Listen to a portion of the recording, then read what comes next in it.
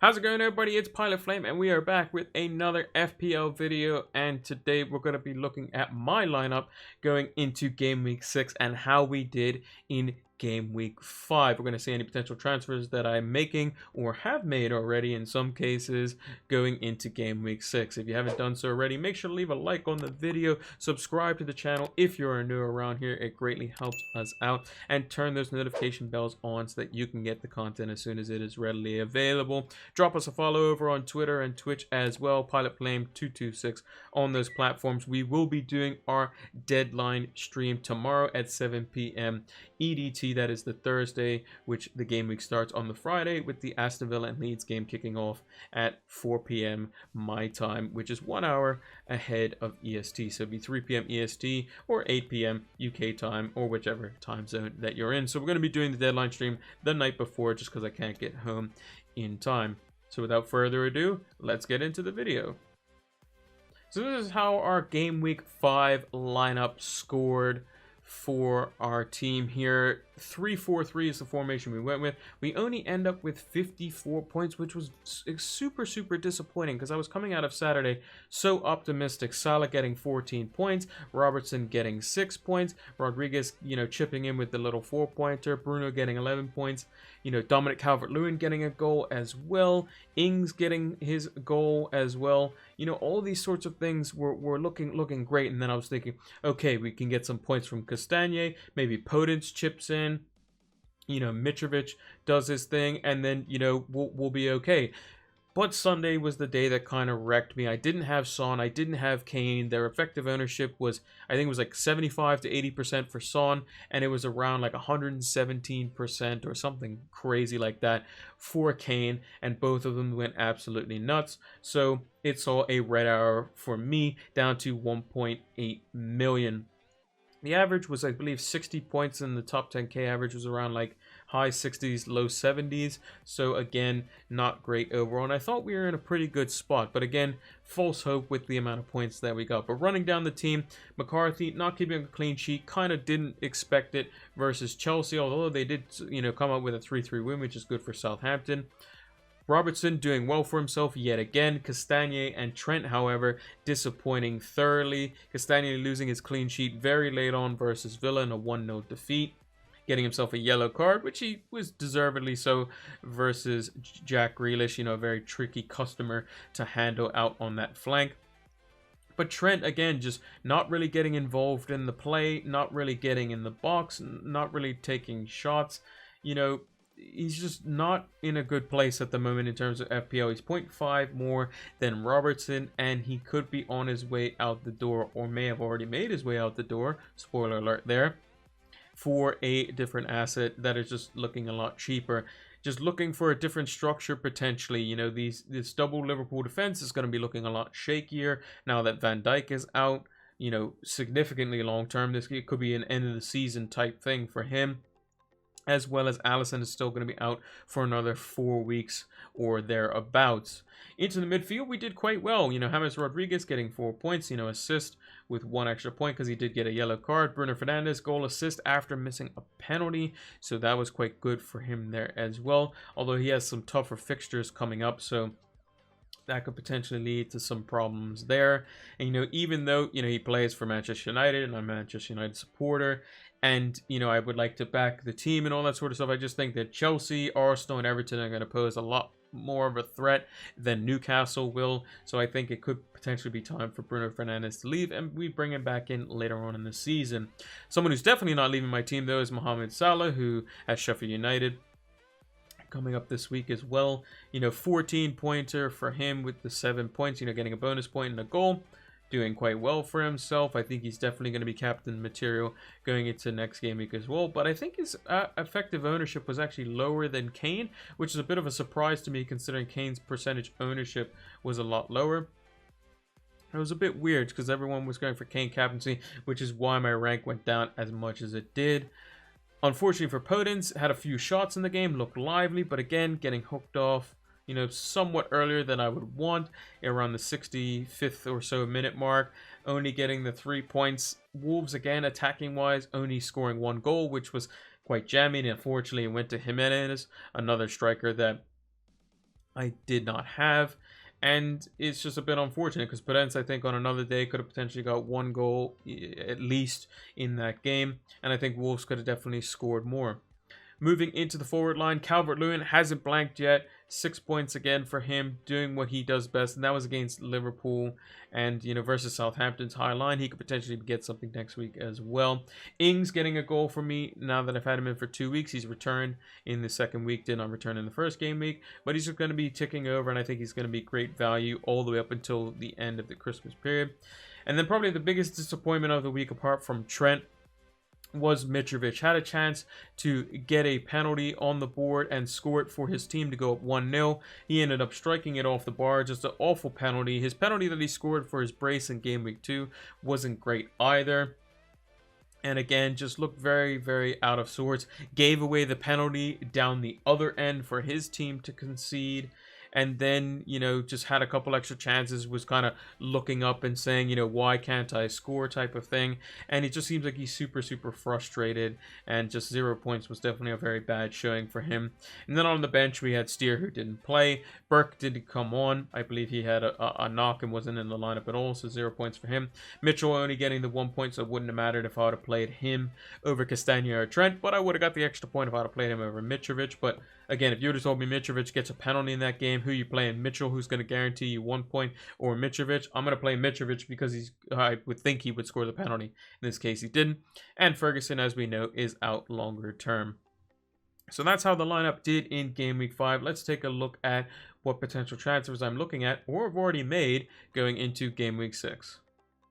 So this is how our Game Week 6 lineup looks going into it. Our current squad value is 101.0 million, so 101 million even, and we have 0.9 million in the bank. Now we have made 3 transfers this week for a -4, as we had 2 free transfers going into this week, and they are on pretty much of a diagonal on the team. So we brought in Harry Kane, Heung-min Son, and Tariq Lamptey. So that's Harry Kane, Heung-min Son, and Tariq Lamptey on the left to right diagonal, as it were, in defense, midfield, and attack. And those that were replaced were Trent Alexander-Arnold, as we've kept Robertson. Bruno Fernandes, as we mentioned, his fixtures get a little bit tougher, especially in the next 3. We brought Heung-min Son in for him. And then Harry Kane has replaced Mitrovic up front. And now we're going with a bit more of a premium forward line in terms of what we're offering there. But let's just kind of run through the team again.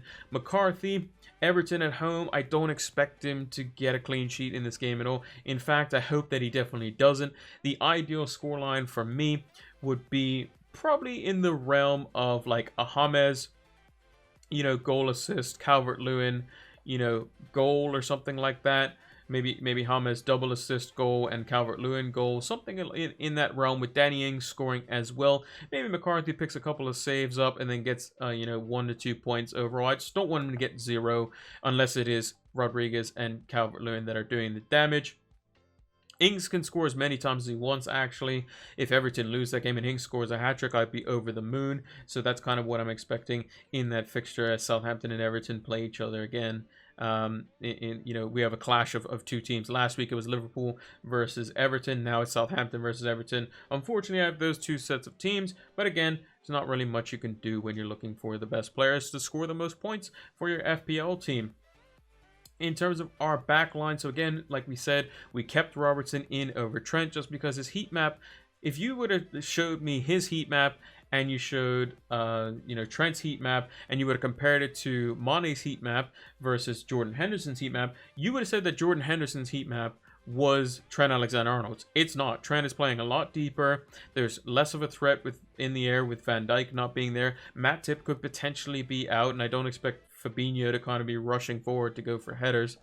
And Robertson is just basically playing left wing. He showed it again tonight versus Porto, getting involved, trying to slide the ball across for one-touch finishes, just looking absolutely excellent. And he's only blanked, I believe, once since he's, started in Game Week 1. And I don't see that changing. Yes, is it a risk to take out Trent Alexander-Arnold versus Sheffield United, who have looked quite terrible, and it's almost guaranteed clean sheet? I agree, but I had to get rid of the funds, kind of, and allocate them elsewhere into the likes of Harry Kane, who I think can go absolutely crazy over the next 3. And we did bring him in for a defender that I think is probably likely and do a clean sheet in Tariq Lamptey, who has West Brom at home. I think Brighton, Ryan hasn't saved many shots that have been on target. I think it's about time that changes. And with West Brom, who had a boring 0-0 versus Burnley, and I feel bad for those that actually paid to watch it if that's one of your two teams. I'm sorry, that's just the way that unfortunately the UK is. Again, in Canada, we have DAZN, which is a fantastic streaming service for all kinds of sports. But I think Lamptey, getting on a more brighter note, is going to be quite good versus West Brom. They're very leaky at the back. He's going to be bolting into the box, and I think he could provide some attacking output as well as a clean sheet. So potentially on for a double-figure haul this week if things go to plan. Castagne, I'm not too happy about him versus Arsenal, because Leicester haven't looked great in the last 2 since battering Man City 5-2. But you never know. If Jamie Vardy is back, things could potentially change. Hopefully it's just a short-term injury that Vardy had. Castagne can always get an attacking return. Maybe Arsenal don't show up that day, and some things could potentially change. Now, is it worth taking a 4-point hit to bring in another defender? Because Leicester just look, so injury just struck at the moment. Maybe I'll have to consider it, but I think I don't really need to, because in Game Week 7 I can make that transfer. In Game Week 8 or 9 I can make that transfer, and then look to get Kane and Podence out for the likes of like Foden and Aguero, or look to potentially go back to Sterling or De Bruyne if they're back, or Sterling's hitting form, these sorts of things. But Castagne is definitely a little bit, a bit of a worry in the back line. And I would, be considering playing Mitchell there, but I think that he's just going to be a bit weaker versus Fulham and might not actually even play. So maybe I just slot him in there and hope he plays. If he doesn't play and then Castagne comes on, it's going to be the same result anyway. My fear is that, PVA starts and then gets taken off after 30 minutes or so, and then Mitchell comes in for like a 1-pointer, which would just be awful, and Castagne could be on my bench with like assist, clean sheet or something. That would be dreadful. Moving into the midfield, James Rodriguez, not really much else to say there, coming into my, team in Game Week 2 and staying there since, he's been excellent for Everton.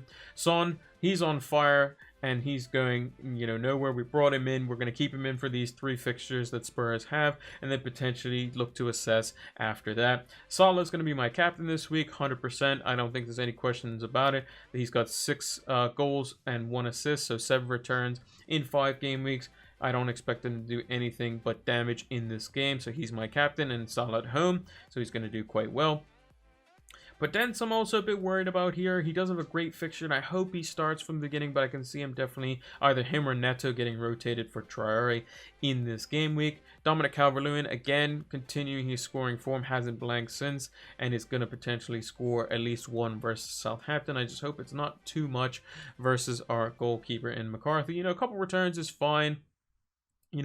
If it's not Calvert-Lewin or Rodriguez that takes the penalty, maybe it's the like of Sigurdsson, who could come in for the, suspended Richarlison, and McCarthy saves a penalty, then fantastic. As long as it's not Rodriguez or Calvert-Lewin missing that penalty, that would be absolutely dreadful. And speaking of penalties, I hope that Ings gets one, he can put it away. That would be quite nice as well. And lastly, the man who's probably one of the deadliest on penalties is Harry Kane. We brought him in. He's got numbers that are just absolutely absurd. He's got goals like he's the old Harry Kane, and he's got assists like he's the prime Kevin De Bruyne. So he's coming into our team. Potentially could be a captaincy shout. Maybe next week or the week after. We'll have to definitely see how Salah performs. I think it's going to be Salah for me just because he's at home this week. I think definitely versus West Brom, Kane could be viable. I think he plays them in Game Week 8, so we'll have to assess that. But yeah, that's the team for Game Week 6. Let me know what you think in the comments down below.